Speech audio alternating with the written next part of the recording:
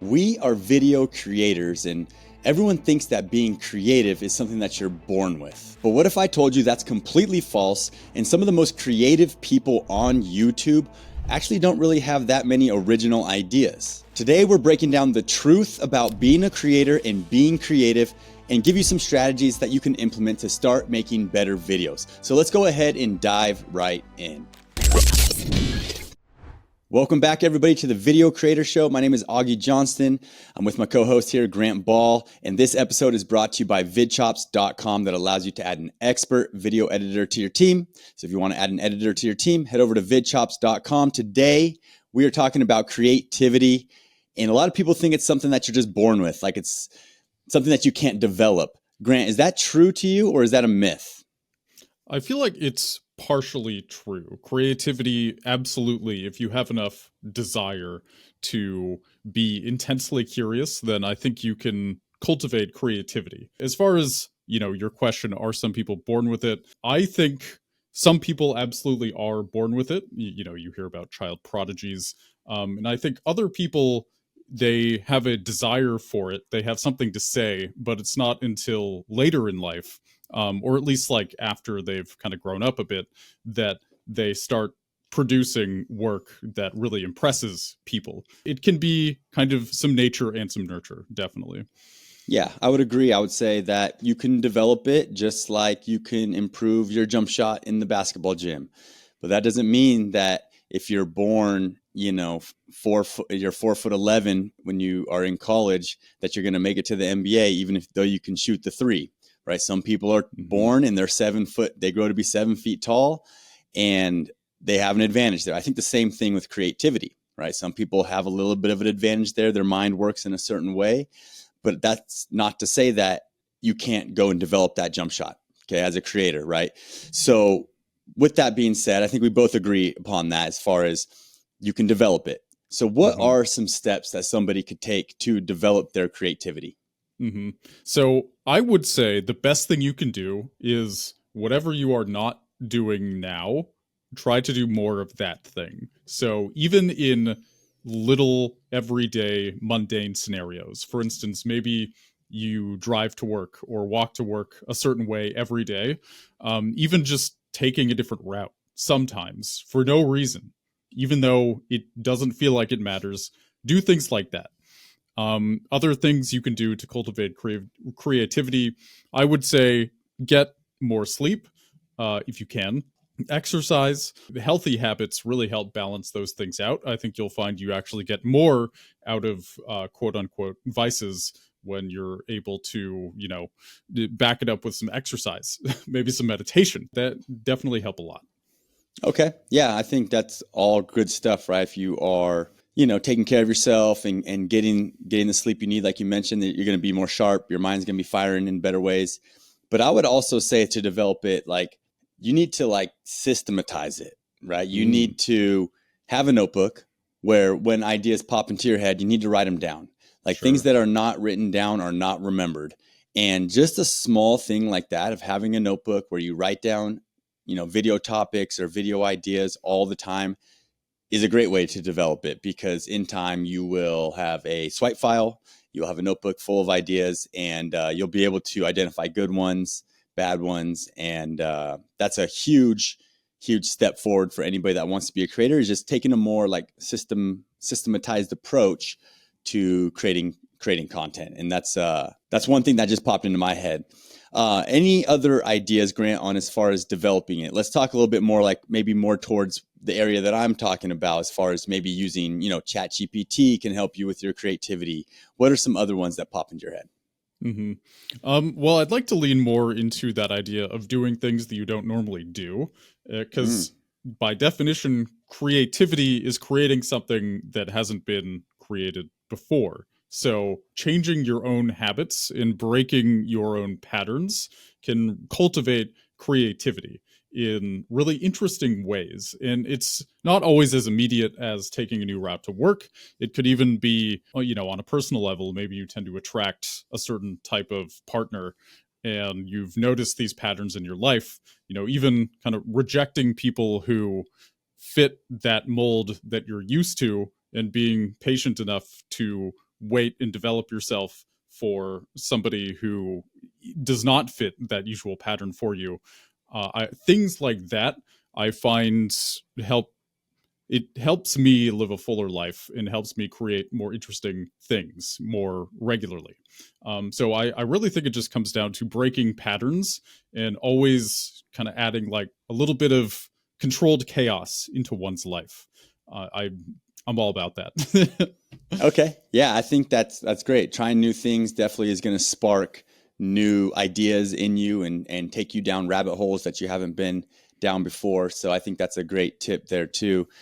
So let's talk a little bit about like where creativity actually comes from. Okay. So, you're kind of leaning towards the side right now. I can sense it of like, it comes from within. It can come from within. And I'm kind of leaning more on the side of like, I think it comes more from consuming content, seeing what's out there, getting inspired by other people. So do you think that the idea that nothing is original, we're just remixing things that we've seen, do you think that's true, that nothing is original? Or do you think that there is some things that come, some creative elements that come from not being inspired by others? I think that true originality is exceptionally rare. And that's why when we see it, it blows our minds, right? Because if you see something that feels like a genius made it, then it's probably showing you something that you've never felt before or seen before, and yet it seems obvious. Like it is putting words to something that you felt for a long time. It's putting a song or a feeling or a video that captures something that felt ineffable, and yet here is this piece of art that describes a feeling and a story that moves you. So I feel like it's rare to have a truly original idea. And I think a lot of the building blocks, even to create an original idea, do often use inspiration from previous artists, people who have done great work. And getting inspiration is a very natural and important, and it's probably over 90% of the creative process is kind of just taking things in, experimenting for yourself by not like copying other people, but kind of like adding it into your mix of ingredients that you can use to create things. So to answer your question concisely, yes, true originality exists, but it's exceptionally rare. And most of the time, I think we are kind of building things out of Lego blocks, so to speak. Yeah, I agree. And I don't, for our viewers, if you don't know, YouTube creators are infamous for ripping each other off. Like that's a huge thing that constantly happens, and people preach it. That's like a best practice. Like go to your competitor's channel or somebody that's in your world, look at their most popular videos, create your own, get inspired by it, create your own version. But a lot of times those versions are pretty similar, and sometimes they are identical, which some creators have totally ripped off, like the exact video, almost word for word, the exact thumbnail, almost identical. Yeah, see, that's too much. Exactly. Sure. Yeah. So that's essentially, plagiarism. And so no one likes that. Okay. We can all agree on that. That's just plain. We hate you plagiarists. Yeah. Copycats. Go away. Go away. But where, Grant, have you seen it on YouTube where is completely 100% original content? Like, can you name some creators? Can you name some successful people who their content is original and everybody's copying them, if anything? Well, I mean, okay, this is like a very obvious example, but rewind the clock maybe a few years in like Mr. Beast. I feel like his style of video was very original in the sense of like how preposterous and bold they were. And then of course the Mr. Beast editing style like became the YouTube gold standard for a long time. And in some ways still is, with like the text flying at you in the beginning. We built a giant tractor to dig a giant hole and then we drove a train into it. And the text is flying at you and there's a cut every second. Like that style of video used to be original. Or maybe you could argue it's sort of hyper distilled what YouTube was looking for with that sort of editing, audience retention, focused style of editing. Those are words. But I felt like it was original enough to where it really did change YouTube.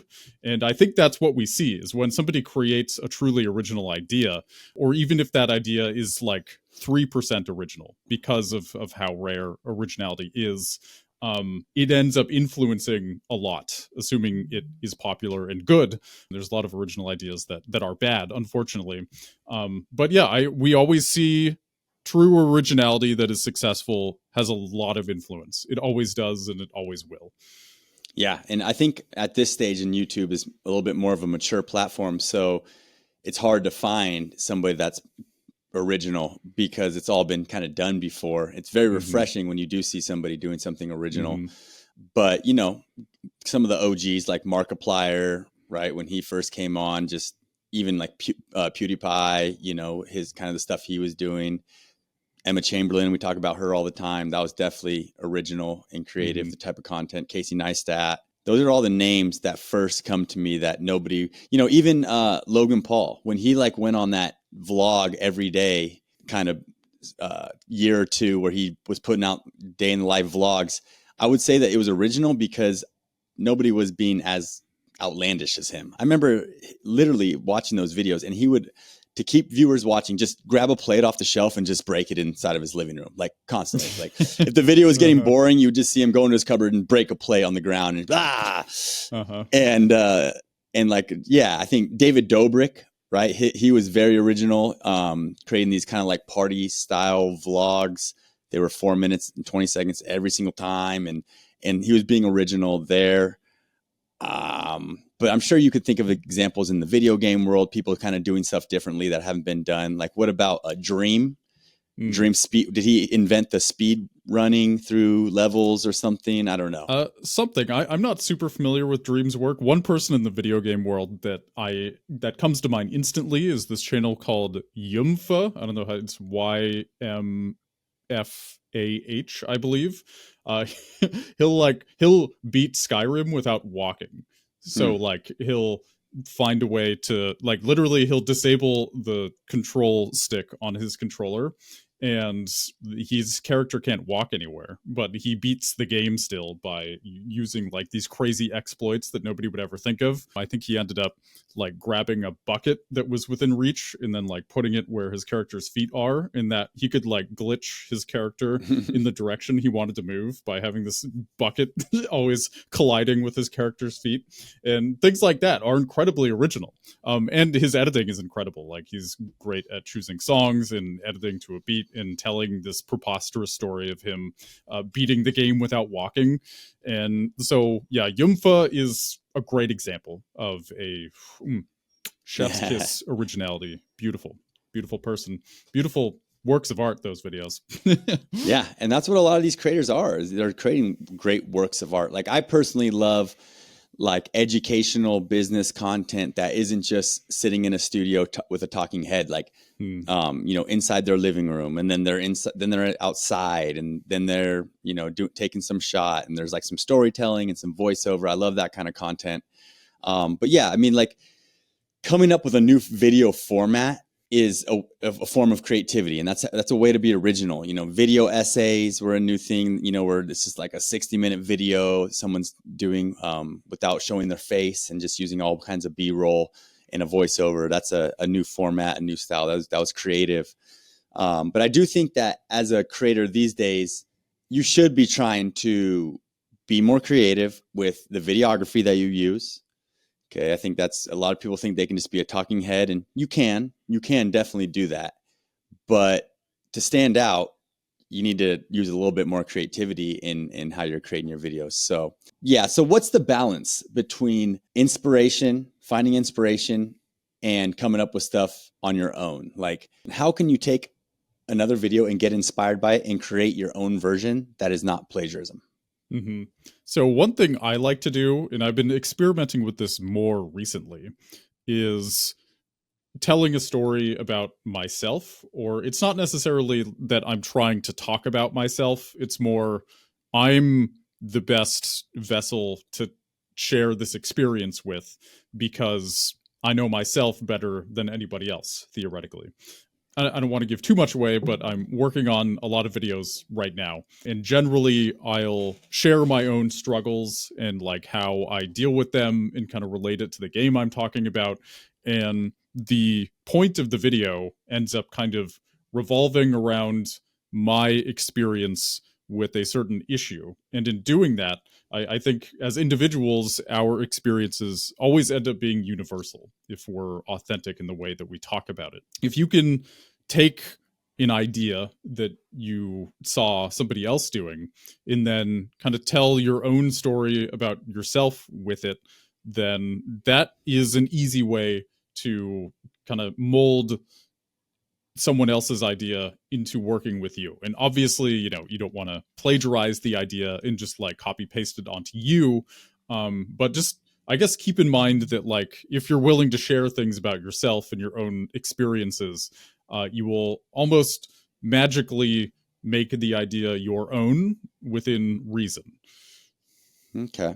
Yeah, I definitely could see that being a good solution to being inspired by other content. So let's talk a little bit more about what our listeners can do in order to be more creative. Okay, let's give them some factual things. So you talked about, you know, morning walks. I talked about journaling. I think journaling is a huge one. If you just spend like 10 minutes in the morning writing down some ideas, and especially video topics and ideas of getting different shots you might think you need to get, that'll go a long way. Like, here's kind of my step-by-step process you could use. Write down a video topic in your journal. Write down 3 bullet points underneath it, and then write down any B-roll shots that you think you should get. And then you can do your talking head video, get a couple B-roll shots. Boom, you're already ahead of 90% of the people out there. I think that's just a short, quick process to come up with a video and be able to riff on that. What you got? I got journaling with the 3 bullet points. What you got? I love, first, before I answer the question, I love how practical your advice always is and how like, bro, just do A, B, and C. And like, that's what I do. That's what works for me. You got this. And then my answer is always like, you know, you could just like try something new, or I think about it like this. Like I get so abstract and philosophical about it. And you're just like, boom, boom, boom. It's why we work well together. Yep. But to answer your question, Bring it.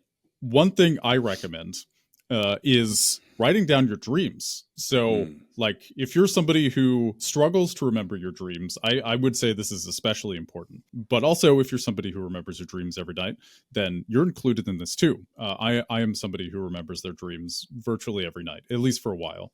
So, the idea behind this is if you, every day, you wake up and you write down your dream, even if you only like remember one thing about it, like I was standing in a field and that's all you remember, great, write it down. But what you're doing here is cultivating a relationship with your subconscious. You're connecting your conscious mind and your unconscious mind, because usually, like, when you wake up, we forget our dreams almost immediately, if we even remember them at all. And what dreams are our unconscious minds playing, or not just playing. Sometimes dreams are horrifying, of course, but it's our minds crafting scenarios and processing feelings that we have and being completely unapologetic about it and completely illogical about it too. That's why dreams never make any sense, because like our intellect, that part goes offline when we're sleeping. So by writing down our dreams, we will end up consciously remembering them more. And in doing that, we connect our conscious and unconscious minds. And usually creativity, in my opinion, comes from the unconscious mind. That's kind of where genius comes from. I think that's why genius often feels so ephemeral and dreamlike and hard to capture, because it doesn't come from our rational mind. So the more we can connect with our unconscious and not only understand it, but become friends with it, the more we can cultivate our own creativity, in my opinion. Okay. Yeah. So writing your dreams down, taking note of your dreams, can help you just discover new things, new thoughts, allow you to deep dive, ask yourself, why did I dream that? What does that mean? And that'll help spark some creativity. I like it. Okay, cool. Let's talk a little bit about creative blocks, because I think all YouTube creators go through this where they have a creative block.